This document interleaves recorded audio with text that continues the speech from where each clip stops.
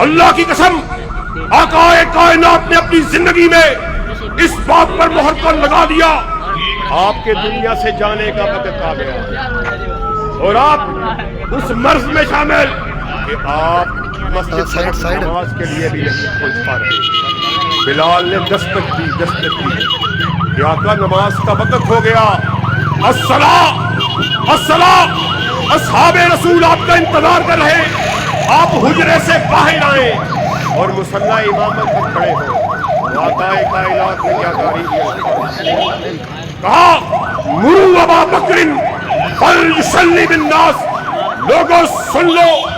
سیالکوٹ کے رہنے والوں، اس بات کو اپنے ذہنوں میں بٹھا کے جانا ہے، اس وقت آپ کے رشتہ دار موجود، آپ کے داماد ذی النورین بھی موجود، حضرت عمر بھی موجود، آپ کے باپ جیسے چچا عبداللہ بن حضرت عباس بھی موجود، آپ کے چچا کے بیٹے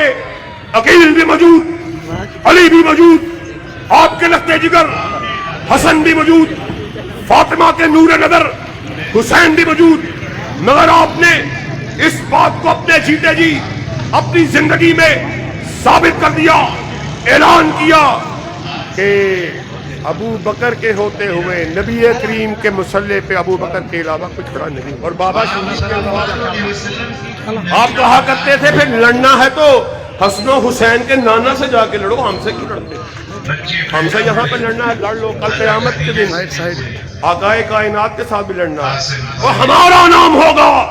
اللہ کے فضل و کرم سے، آقا کے فرمانبروں میں، آقا کے تابع داروں میں،